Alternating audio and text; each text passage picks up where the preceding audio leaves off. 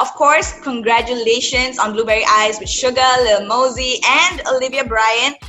We'll get to SUGA later, but I really want to know, how did this collaboration happen with Lil Mosey and Olivia O'Brien? I never would have thought I'd see these four individuals in one song in one room. Yeah. It was really fun. Honestly, it happened because, Lil Mosey had Blueberry Faygo, and I just had this wacky, fun idea. I do this with all my songs. I like with my song Lights Down Low, I just love adding artists to the story. And with that one, it just felt too perfect of a time. Like, how many other Blueberry songs could combine into one force? So he was down to jump on it. And Olivia, I've just always loved her voice. We've known each other since Nash jumped on Lights Down Low, and I always wanted to do something with her. And I just felt like it fit her voice so perfectly, and having that female perspective was dope. So it's always cool to just involve more artists and in a song that's already doing its thing. So it's been great to have them join it. Oh my goodness, that's so great. Like all of you guys do different things with your music, and see you come together. And the Blueberry thing, that was really smart. That was so good. Thank you. Yeah, okay, now you also have another remix with Steve Aoki, and of course the original with SUGA alone.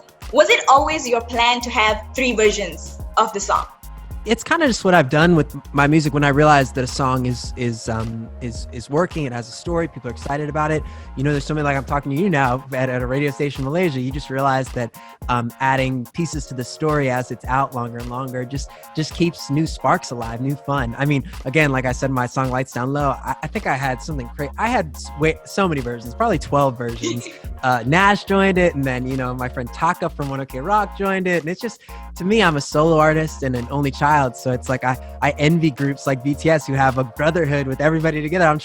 That's what I try to do when I involve people with the versions. So yeah, honestly, each time I knew I would probably do more versions to keep the spark going. But like the Steve thing just happened naturally. We've been doing stuff together for years, and I thought, oh, who better to do an electronic remix than Steve, who also loves BTS and gets the world, and the fans would be excited. And his version was so cool. It was so unexpected for me. So I just love when you hear a song in a different way. And in the end, you can always just listen to the original if that's what you prefer. So I love just adding the spices. Yeah, honestly, it's so good. Like you said, every time you listen to the different version, you get a different story. And especially with the latest remix, because like there's Lil Mosey's verse and there's Olivia O'Brien's verse. And I think it's great. That's such a good idea. You're so right. It gives 3 different stories, 3 different feels. And I think that's great. Thanks. Honestly. Yeah, even with, on the BTS side, it's just, and a lot of those fans, I'm so grateful for their support through the journey. But I think Dynamite's another great example. The holiday mix, they kept adding new flavors. But of course, the core of the magic starts with the original song, and you see what fun you can have with it as you keep growing.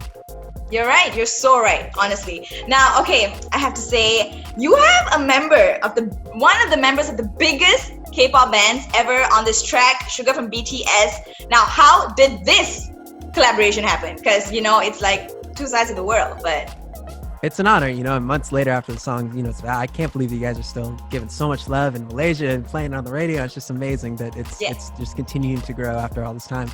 And I think it happened naturally. It's just the story is that they'd been giving love to my music. I'd been giving love to theirs since 2017. I've been army, and so it started with Jungkook giving love to my music, and then SUGA loved me less, and he put it on a playlist, and we finally got to meet in Korea for the first time when I did my first shows there, and we just hit it off. It was awesome. You can't plan that. It just we happened to get along really well. And he asked me to be a part of the Augustine mixtape from that first meeting. I didn't expect it at all. And so it was such a great surprise. And I, of course, said yes. And then, I asked if he would join my project too. It was such an honor to have him be on his. So yeah, that was really how it happened. He just, he returned the favor, and it's been beautiful to be on each other's work. Okay, but of course, working with BTS, you would have to know about their fan base, the BTS army. They're huge, they're dedicated, and they're intense, okay? Now, were you at any point, intimidated by them? I think I'm so grateful to the true army that have been so supportive, because I think they know that it takes a lot to promote a song to get it to the place you hope to get it to, and I love that they've just they've really embraced me, and I'm grateful for that, because you just got to know yourself. I know that they're always looking for what's authentic. I've always said that about them, because I am one of them. I am army, so I get it, and I'm so grateful to the ones that promote kindness and are so so inclusive, and so I'm just grateful that they've been supportive towards me and the song. But yeah, it is intimidating because it is it's a powerful collective of humans, and I think that it just has to be, you got to give love to the support, and I try to give as much love as I can to them always.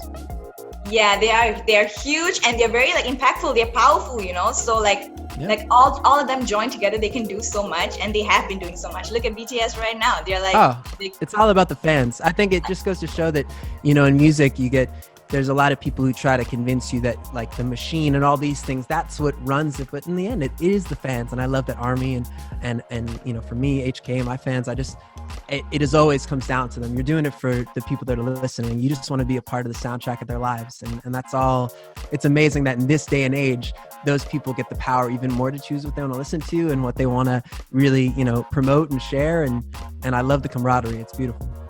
Yeah, you're so right. Honestly, the fans make the artist, right? Of course. Okay, now I know that you're having a virtual concert at the end of the month, February 27th, right?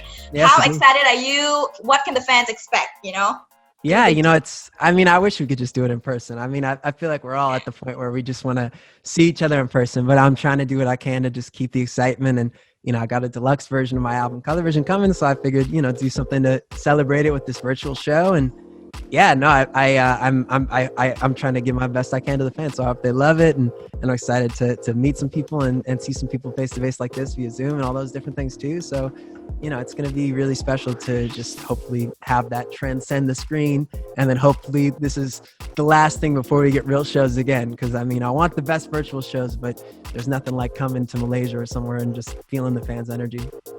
Oh my goodness, the second this whole thing is over and you're here in Malaysia, you're gonna see me, okay? Yes, I would love that. Hell yeah. It's like, oh yeah, you'll spot me. You'll spot me there. Hell yeah. Okay, I saw you drop some pics on your IG feed. Keishi? What's happening? What's happening? Man, we had the best time. We just, we DM'd, we met.